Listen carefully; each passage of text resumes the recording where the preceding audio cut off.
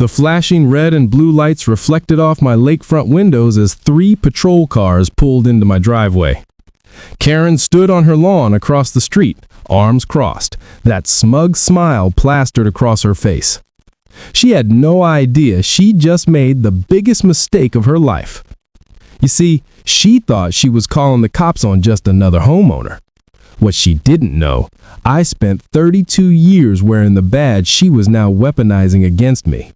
And I was about to teach her a lesson about who really understands the law around here. My name is Robert Martinez, but everyone who worked with me for 3 decades called me Chief. Chief Martinez.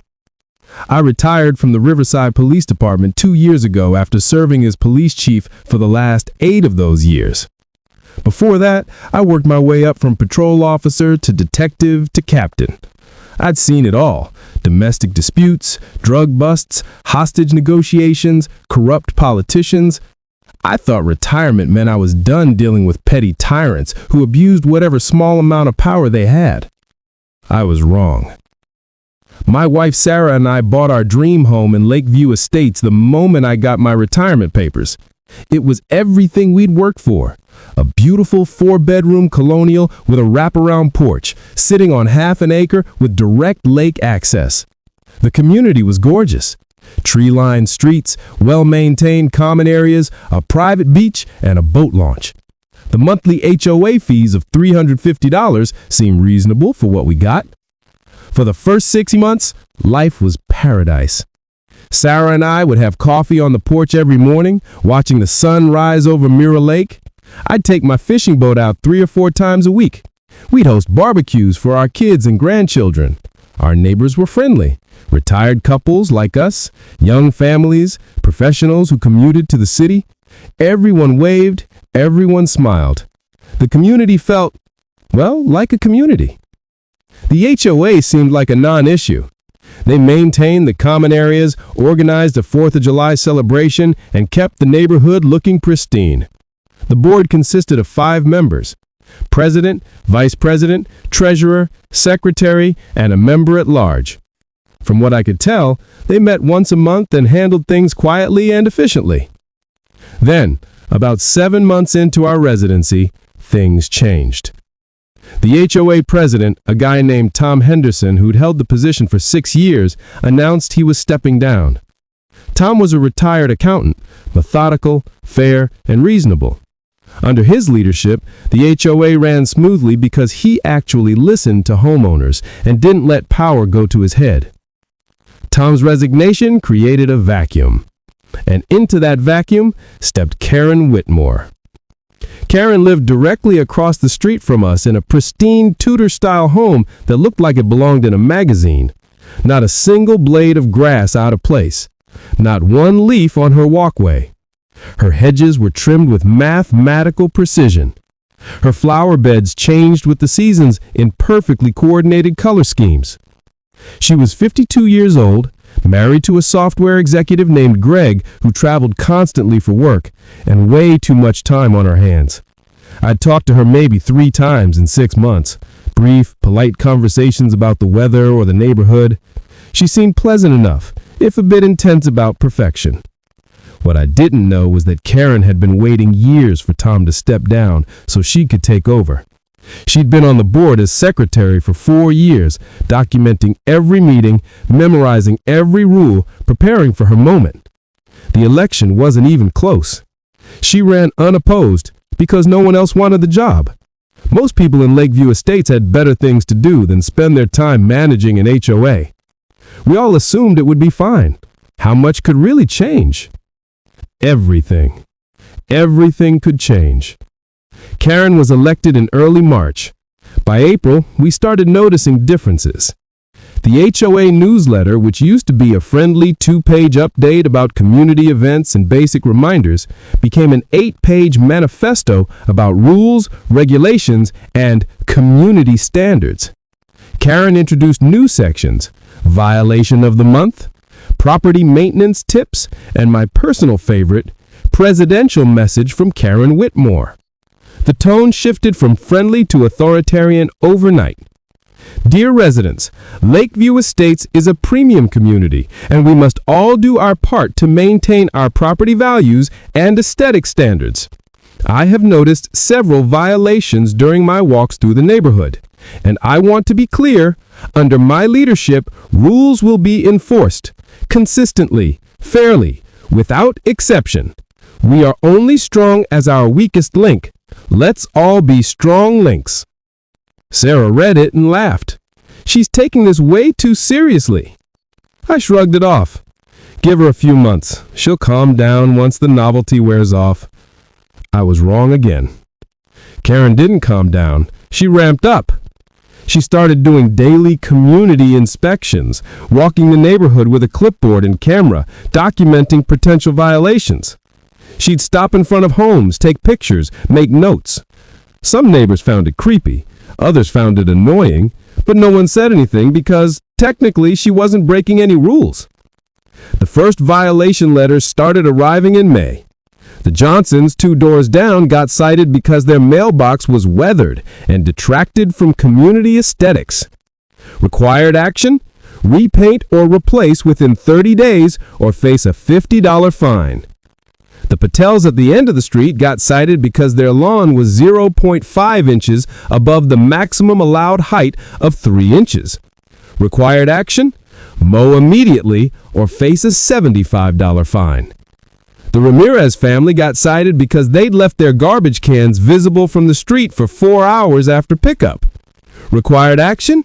Warning letter with future violations resulting in $100 fines. People started grumbling. The violations were technically accurate. These rules existed in our HOA covenants, but they'd never been enforced this aggressively. Tom Henderson had operated on common sense and community spirit. If someone's lawn got a bit long, he'd mention it casually. If a mailbox needed paint, he'd suggest it politely. Karen operated on power and control. Still, none of this affected me directly. My property was immaculate. My law enforcement background made me naturally detail-oriented. My lawn was always trimmed, my house was freshly painted, my boat was stored in my garage when not in use, exactly as the rules specified. I had nothing to worry about. Or so I thought. The first sign of trouble came on a Tuesday morning in late June. I was having my coffee on the porch, watching a pair of ducks paddle across the lake, when I noticed Karen standing at the end of my driveway.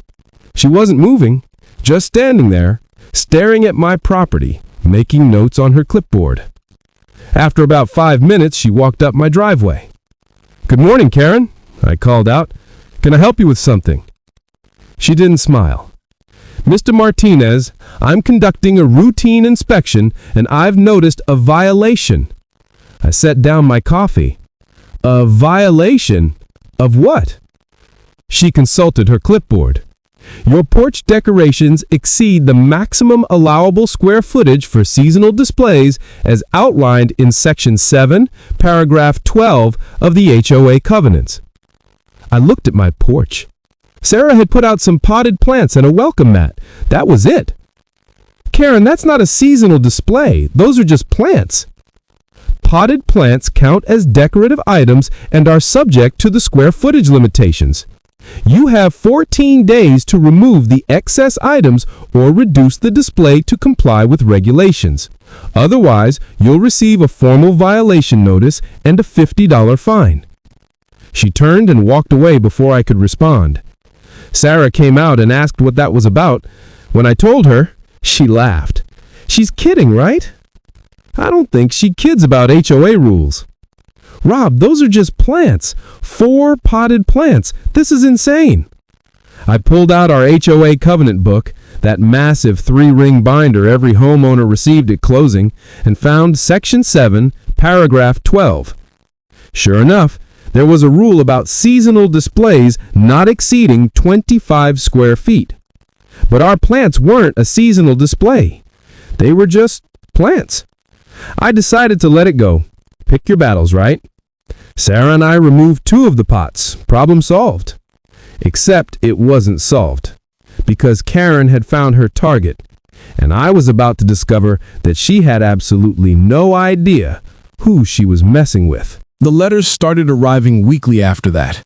First came the formal violation notice about the plants, even though we'd already removed 2 of them. Apparently, we hadn't removed enough.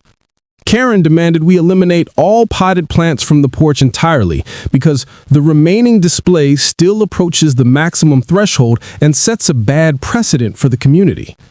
I called her to discuss it. She didn't answer. I left a voicemail. She didn't return it. Instead, 2 days later, another letter arrived via certified mail. This one informed me that failure to remove all potted plants within 7 days would result in a $50 fine, followed by $10 per day fines for continued non-compliance. Sarah was furious. She can't do this. Those are plants, Rob. Basic landscaping. I read through the covenants again, more carefully this time.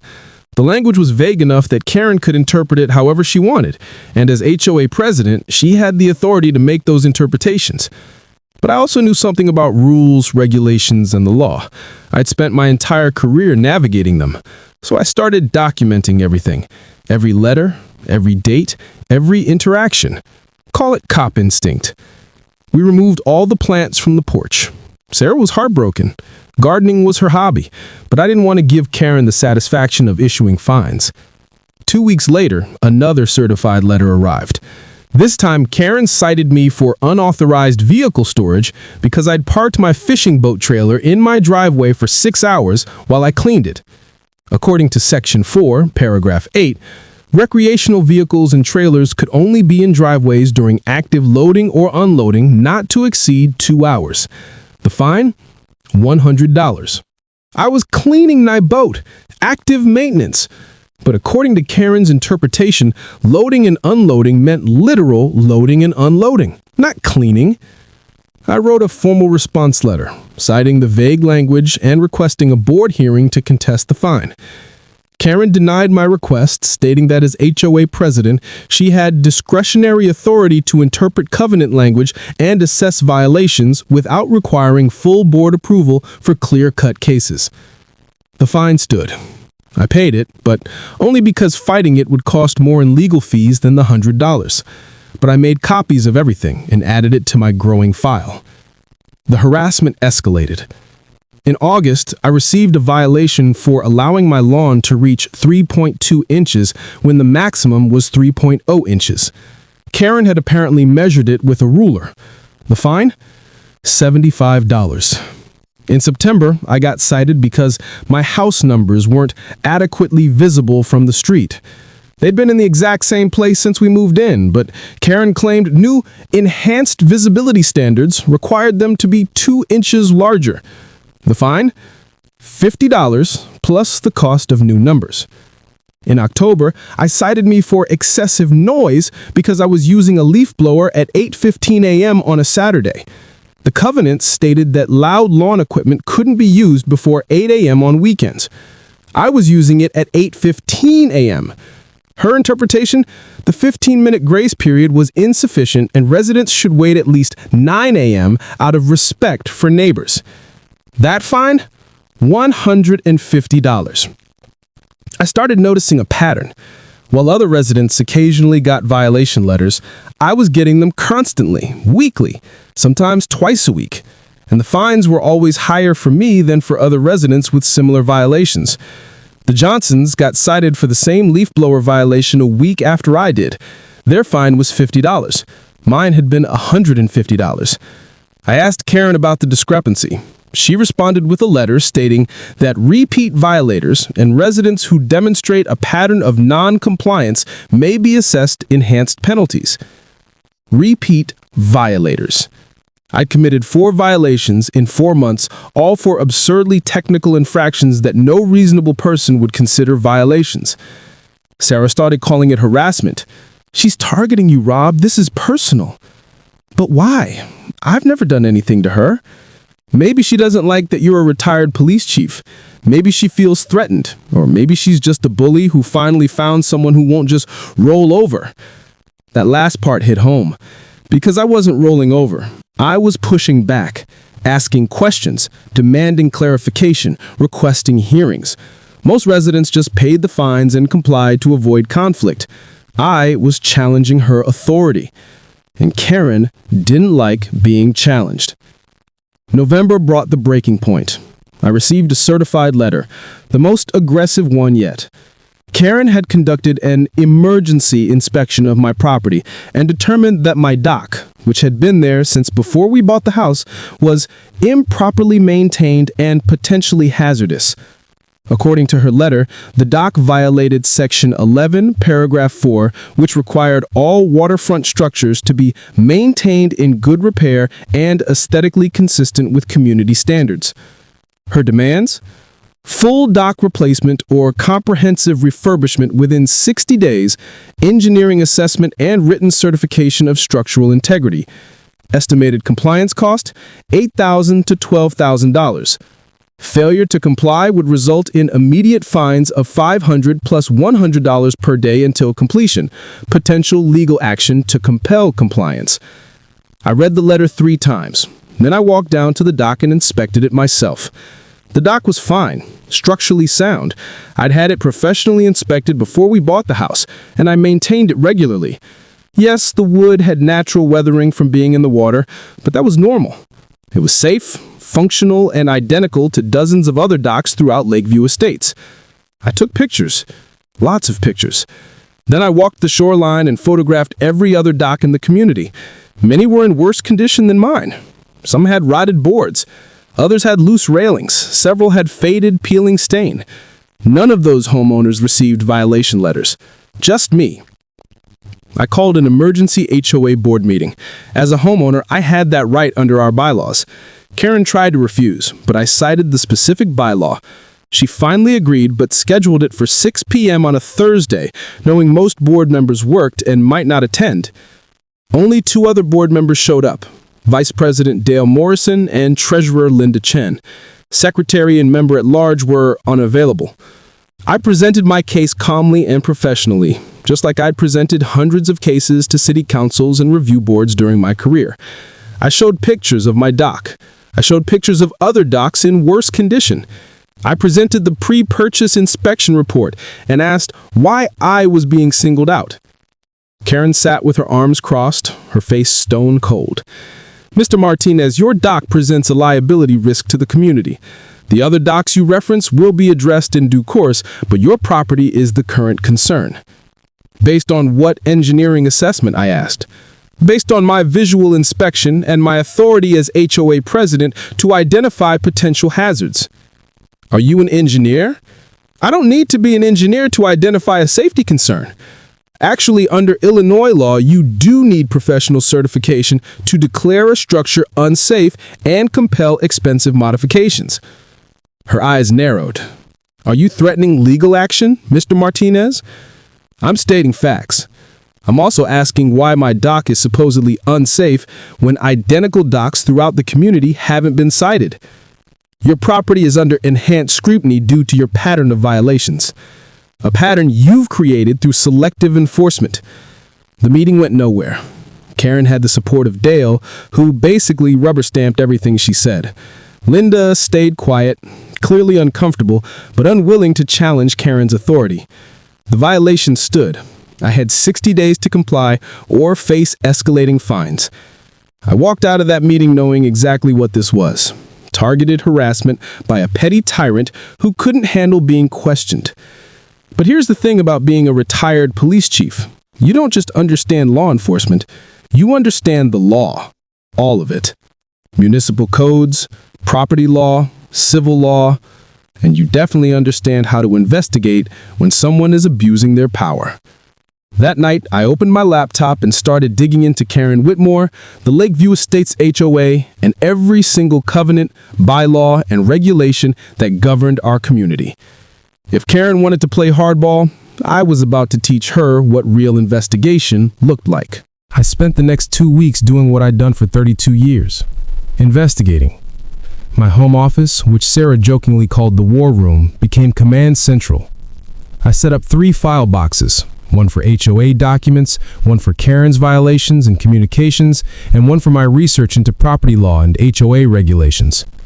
I started with the basics, Illinois HOA law. Most people don't realize that HOAs aren't kingdoms. They're governed by state law, And in Illinois, that means the Illinois Common Interest Community Association Act. I downloaded the entire statute and read through it, highlighting relevant sections. Key findings. HOAs must follow their own bylaws and covenants consistently. Selective enforcement constitutes discrimination and is legally actionable. HOA boards owe a fiduciary duty to all homeowners, not just themselves. Assessments and fines must be reasonable and applied uniformly. Homeowners have the right to contest violations through a formal hearing process. Engineering or safety declarations must be supported by professional assessment, paid for by the HOA. Then, I dug into our specific HOA documents, the covenants, bylaws, and architectural guidelines. I read every single word of all 127 pages, and I started finding problems. Big problems. Under Section 15 of our bylaws, the HOA President had authority to identify and issue notice of covenant violations, but all fines exceeding $100 required majority board approval via formal vote during a scheduled board meeting. Karen had been unilaterally issuing fines up to $500 without board votes. That was a direct violation of our bylaws. Under Section 8, any major maintenance or safety order affecting individual property exceeding $1,000 in compliance costs required independent professional assessment by a licensed contractor or engineer, paid for by the HOA. Karen had declared my dock unsafe and demanded $8,000 to $12,000 in repairs without any professional assessment, another violation. Under Section 22, homeowners had the right to contest any violation through a formal hearing before the full board with at least 14 days' notice and the opportunity to present evidence. Karen had denied my hearing request, violation number 3. I was building a case, but I needed more than bylaw violations. I needed to understand why Karen was targeting me specifically. So I started investigating Karen herself. I began with public records. Property records, court records, business registrations, all publicly available information that anyone can access. As a former police chief, I knew exactly where to look and how to interpret what I found. Karen and her husband Greg had bought their home in Lakeview Estates 8 years ago for $485,000. Current estimated value, $625,000. They'd refinanced twice, most recently pulling out $75,000 in equity. Interesting, but not unusual. Then I found the lawsuit. 3 years ago, Karen had been sued by her former employer, an insurance company, for breach of contract and misappropriation of client information. The case had been settled out of court with confidential terms, but the initial filing was public record. The allegations? Karen had been an insurance agent who was fired for repeatedly exceeding her authority, misrepresenting policy terms to clients, and retaliating against colleagues who questioned her methods. The pattern was familiar. Abuse of authority, retaliation against challenges. Sound like anyone we know? I kept digging. I filed a Freedom of Information Act request with the county to obtain all filed HOA documents, including board meeting minutes for the past 3 years. As public documents filed with the county, they had to provide them. When the documents arrived 2 weeks later, I found gold. The meeting minutes told a story. Under Tom Henderson presidency, board meetings were brief, cordial, and focused on community maintenance and events. Decisions were made by consensus. Violations were rare and handled with warnings before fines.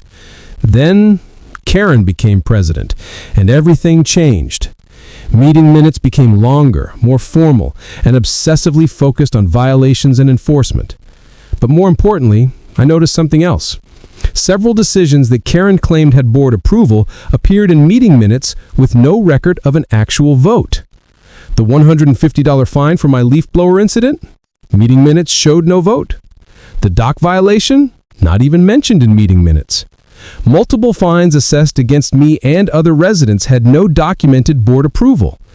Karen had been operating unilaterally, claiming board authority she didn't actually have. But my most valuable discovery came from talking to other residents. I started casually, running into neighbors at the boat launch, chatting at the community mailbox, striking up conversations during evening walks. I never directly badmouthed Karen, but I'd mentioned I'd received a violation letter and asked if they'd had similar experiences. The stories poured out. The Johnsons told me about getting cited for their mailbox, but when they'd installed a new one exactly matching Karen's specifications, she'd cited them again for choosing the wrong shade of black.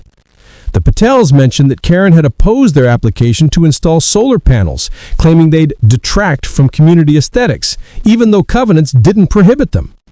The Ramirez family revealed that Karen had tried to fine them for excessive vehicle parking when their adult son visited for a weekend, claiming guest parking was limited to 24 hours. At least 8 other families had similar stories. Arbitrary enforcement, shifting interpretations, fines with no board approval.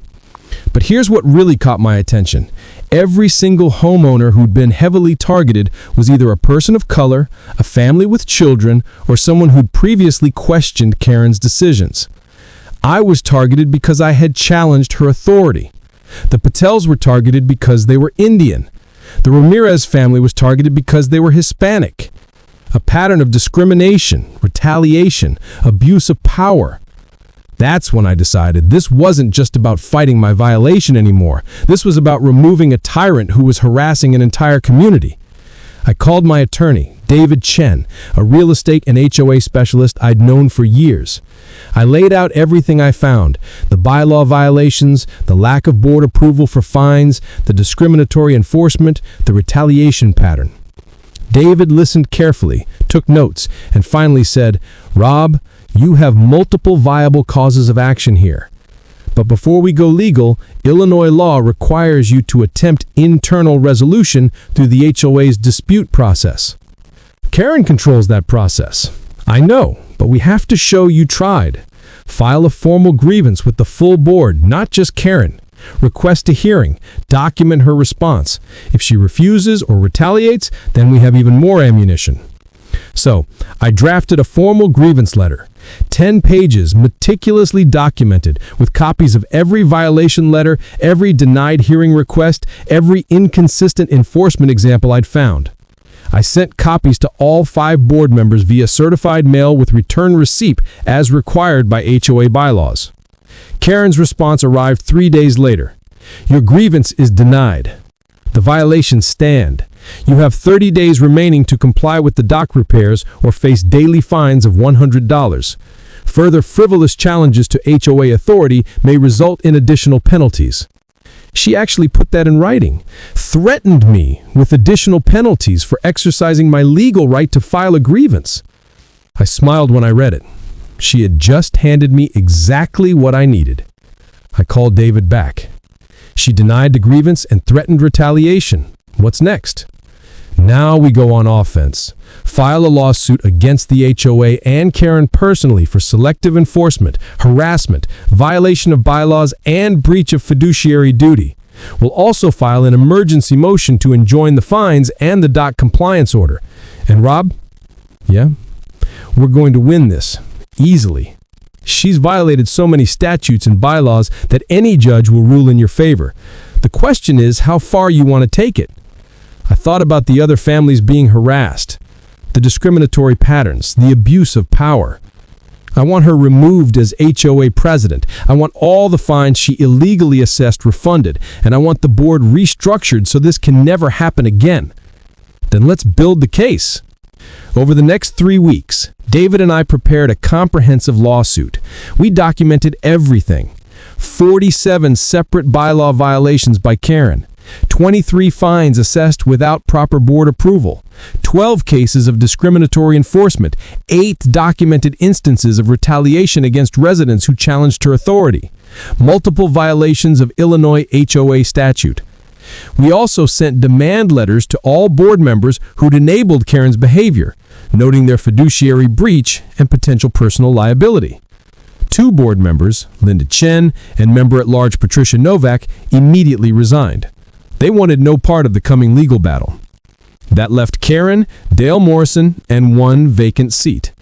With 3 remaining board members, Karen no longer had a majority. She was vulnerable. But I wasn't done yet. I called a special meeting of all Lakeview Estates homeowners, something any resident could do with a petition signed by 20% of homeowners. I got 40% to sign in less than a week. The meeting was scheduled for Saturday, December 15th at 2 p.m. in the community clubhouse. Karen tried to cancel it. I sent her a letter from David citing the exact bylaw that gave residents this right and noting that interference would constitute another violation. The meeting would happen, and I was going to make sure every single resident knew exactly what Karen had been doing. You can't just vote out a board member. There are procedures. David stood up again. Actually, under Section 14 of your bylaws, homeowners can remove any board member with a 2/3 vote at a special meeting. Mr. Martinez has followed every procedure exactly. I'll sue. I'll sue all of you. For what? David asked calmly. For exercising rights explicitly granted in your own governing documents? Good luck with that. The vote took 15 minutes. Residents filled out ballots and deposited them in a locked box. 3 neutral homeowners, people who'd never received violations and had no stake in the outcome, counted them while everyone watched. The results: 68 votes to remove Karen as president, 4 votes to retain her, 1 abstention. It wasn't even close. Karen stood there trembling with rage as the results were announced. This isn't over. You haven't heard the last of me. She stormed out, Dale Morrison trailing behind her like a lost puppy. The room erupted in applause, but I wasn't done yet. There's one more thing, I said, quieting the crowd, about that phone call Karen made that night, the one where she called the police on me. Everyone leaned forward. This was the story they'd all heard rumors about. It was a Tuesday night in November. I was having dinner with Sarah when I heard someone shouting outside. I went to my front porch and saw Karen standing at the end of my driveway taking pictures of my property with her phone. I pulled up another slide, my security camera footage from that night. I have cameras on my property, legal, disclosed cameras that record the exterior. I asked Karen what she was doing. She said she was documenting my illegal dock modifications. I hadn't made any modifications, but she insisted I had and that she was calling the authorities to report me. The video showed exactly that. Karen on her phone, pointing at my house, clearly agitated. 15 minutes later, 3 patrol cars showed up. Officers I'd worked with for years. Good cops doing their jobs, responding to a call about a property dispute and possible code violations. I paused for effect. What Karen didn't know, what she never thought to check, was who she was calling the police on. She told the dispatcher that I was illegally modifying waterfront property and refusing to comply with safety orders. She tried to make it sound like I was some kind of rogue homeowner creating hazards. The officers arrived, asked me what was going on. I explained the situation, showed them the doc, showed them my documentation. Then I introduced myself. Hi guys, I'm Rob Martinez. I retired as Riverside Police Chief 2 years ago. Some of you worked under my command. The room burst into laughter. The lead officer was Tommy Brennan. I'd promoted him to sergeant 5 years earlier. He looks at Karen, looks at me, looks at the doc, and says, "Chief, this is about the HOA thing?" I said, "Yes." He says, "That doc looks fine to me. No code violations, no safety issues. This is a civil HOA matter, not a criminal issue." Karen started arguing with the officers, insisting they had to enforce the HOA order. Tommy very politely explained that police don't enforce HOA rules. That's a civil matter for courts to handle. Karen demanded they arrest me for noncompliance. Tommy said, "Ma'am, we can't arrest someone for an HOA dispute. That's not how this works." More laughter from the audience. Then, Karen made her biggest mistake. She told Tommy that he was obviously biased because I used to be his boss, and that she was going to report all of them for refusing to do their jobs. She threatened to call their chief, who happened to be Marcus Williams, my former deputy chief, who took over when I retired. The room was howling now. Tommy very calmly gave her the number for the station and suggested she ask for Chief Williams directly. He even offered to call him for her. She declined. I clicked to the next slide, a copy of the police report from that night. The official report states, responded to property dispute call. No criminal activity observed. No code violations observed. Civil HOA matter. Homeowner cooperative and property in good condition. Caller appeared to be using police resources to harass homeowner. Advise caller that future non-emergency calls of this nature may result in citation for misuse of emergency services. The applause was deafening. So yes, Karen called the police on me, and it backfired spectacularly because she never bothered to learn who she was targeting. After the meeting ended, dozens of residents came up to thank me. The Patels hugged Sarah, the Ramirez family shook my hand, even people I'd never met expressed gratitude for standing up to the harassment. But the real victory came 3 days later. The lawsuit settlement was negotiated quickly. With Karen removed from power and the evidence overwhelmingly in our favor, the HOA's attorney, who represented the organization, not Karen personally, recommended immediate settlement to avoid costly litigation. The terms: Karen was permanently banned from serving on the HOA board. All fines she assessed without proper board approval, totaling $8,347 across multiple residents, were refunded. The HOA issued a formal apology to all affected residents. An independent audit of HOA finances was conducted, which later revealed that Karen had used the Presidential Discretionary Fund for personal expenses, including landscaping for her own property. New enforcement procedures were implemented requiring board votes for all fines over $50. Term limits were added. No president could serve more than 2 consecutive 2-year terms. Karen was also required to reimburse the HOA $12,000 for the misappropriated funds, which she paid within 30 days to avoid criminal charges for embezzlement. The dock violation was dismissed entirely. The engineering report I'd commissioned independently, cost $350, confirmed what I already knew. The dock was structurally sound and met all safety standards. 6 months after Karen's removal, Lakeview Estates was a different place. The new HOA board, elected in a special election 2 weeks after the infamous meeting, consisted of 5 reasonable people who actually cared about the community. Tom Henderson agreed to return as president for one final 2-year term to help restore stability.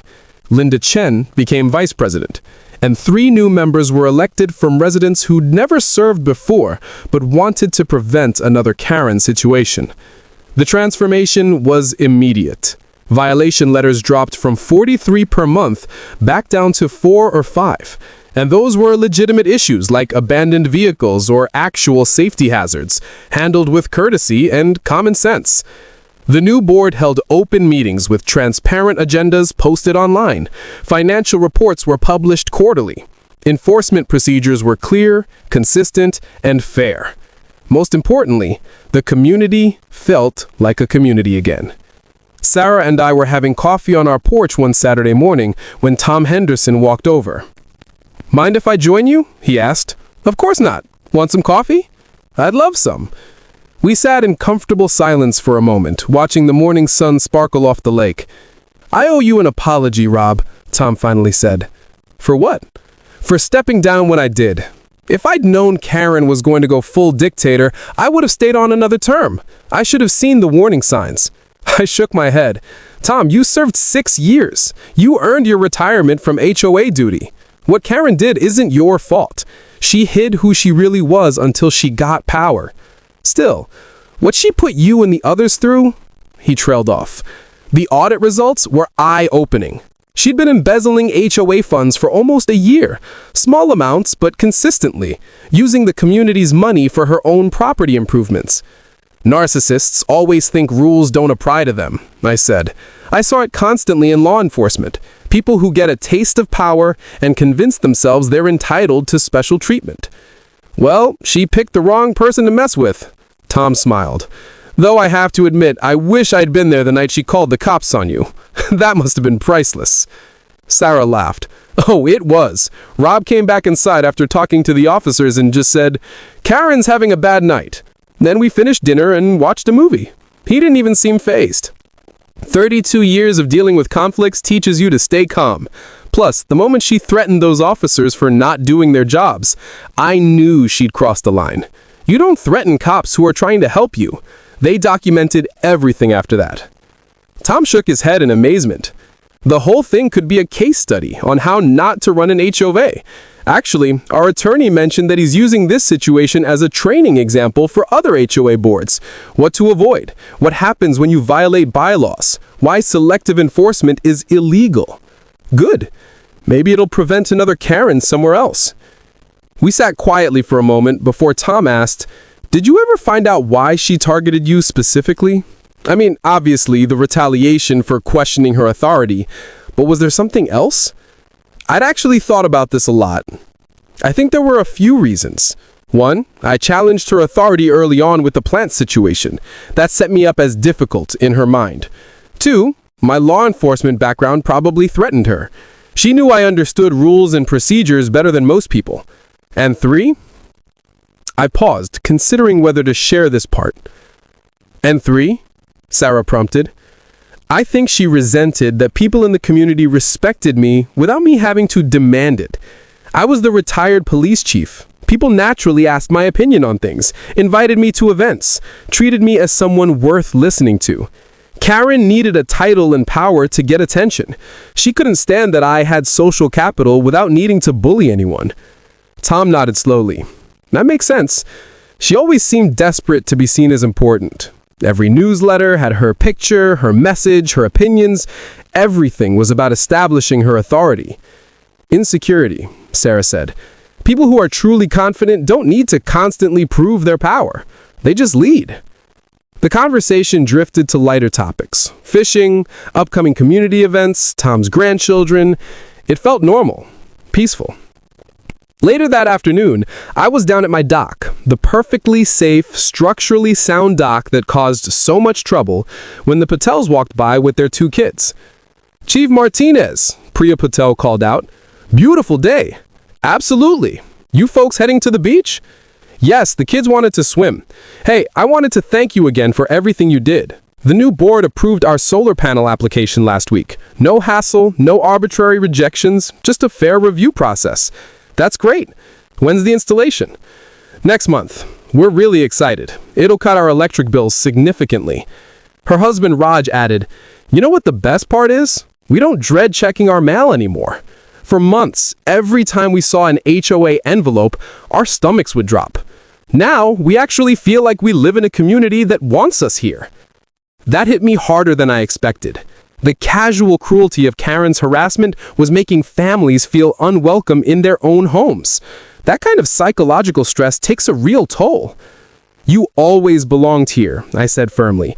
"What Karen did was wrong and illegal, and it should never have happened. I'm just glad it's over."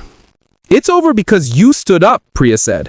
"Most people would have just paid the fines and kept their heads down. You fought back." After they walked on, I thought about that. She was right. Most people don't fight back against HOAs, even when they're clearly in the wrong. The power imbalance feels too great. The legal costs seem too high.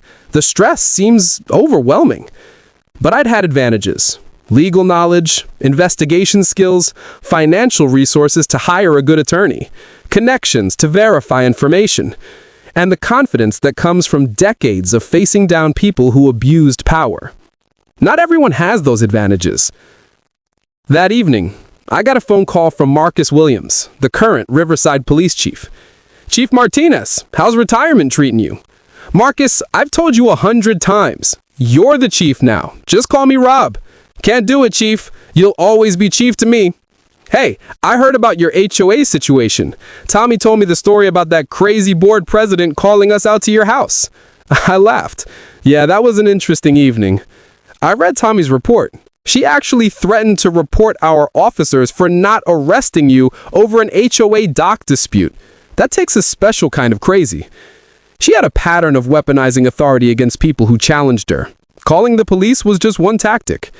Well, for what it's worth, the department's rolling out new training on civil HOA matters versus actual code violations.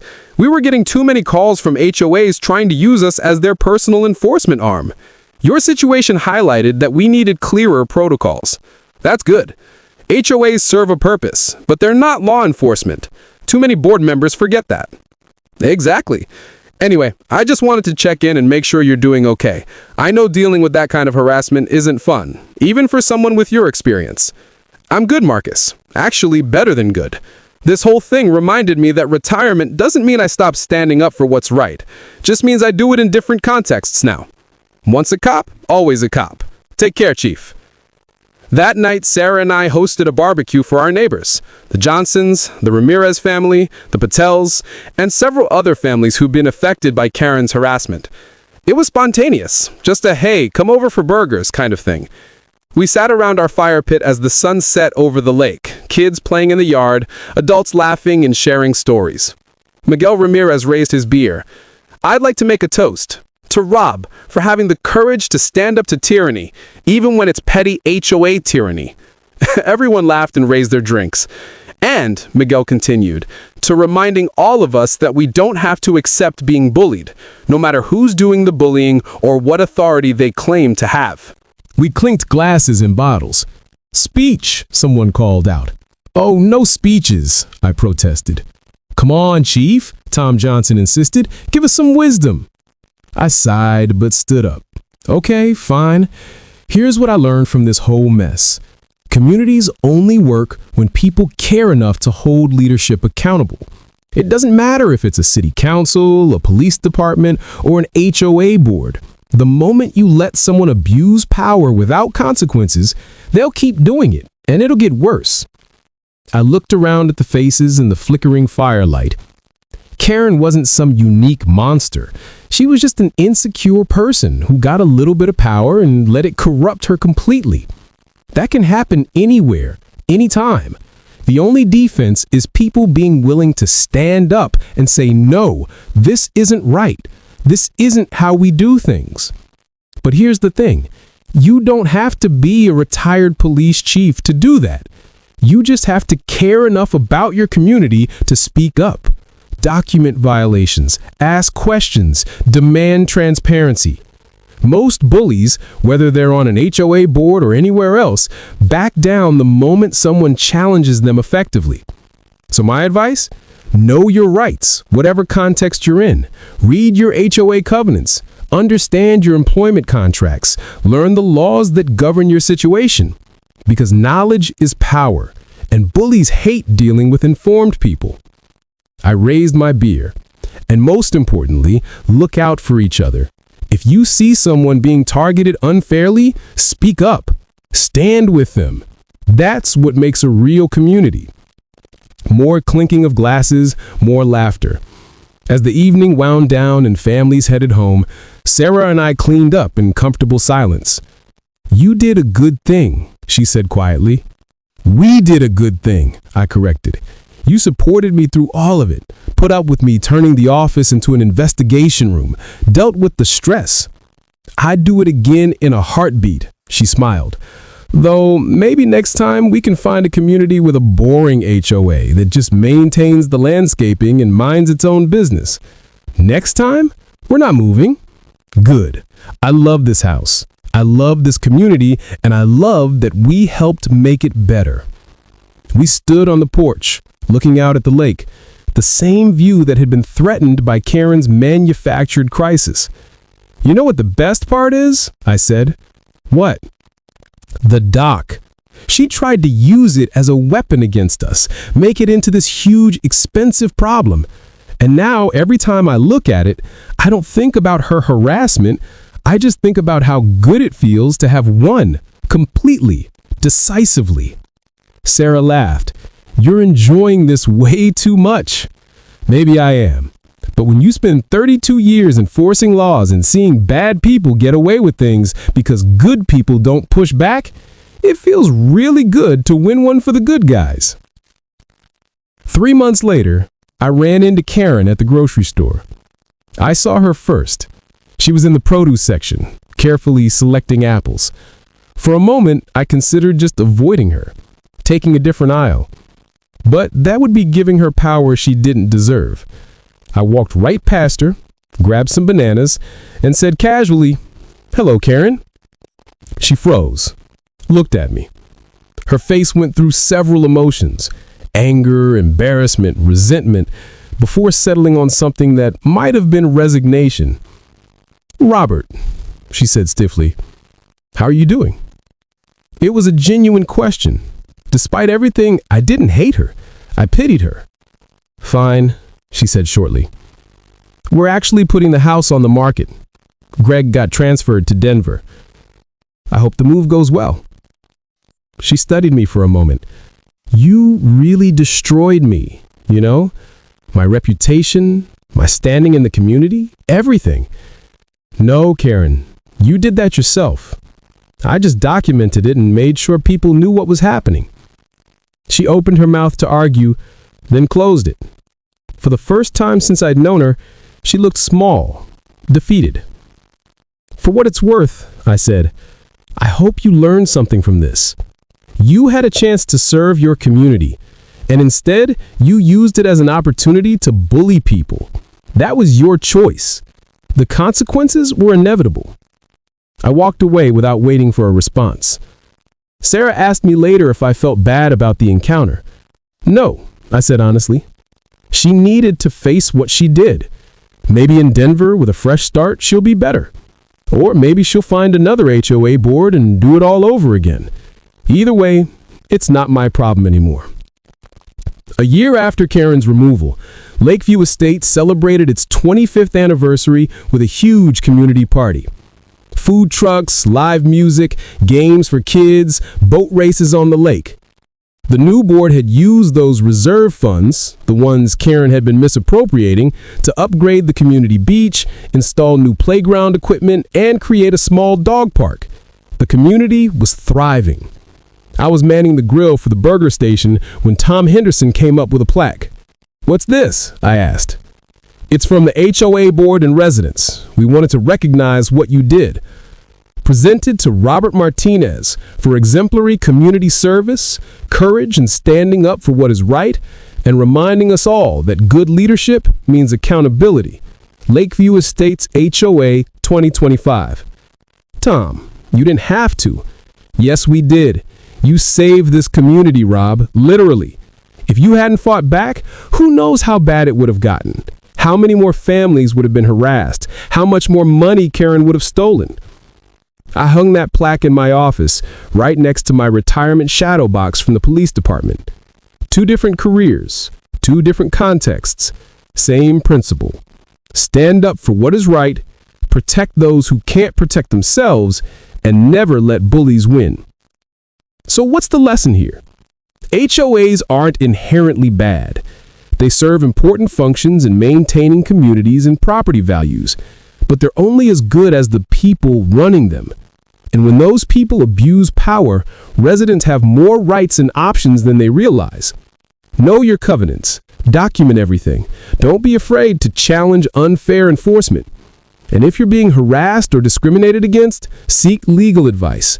Most HOA attorneys will tell you that cases like mine are slam dunks because boards violate their own rules constantly. But more than that, remember this. Bullies count on people being too afraid, too tired, or too overwhelmed to fight back.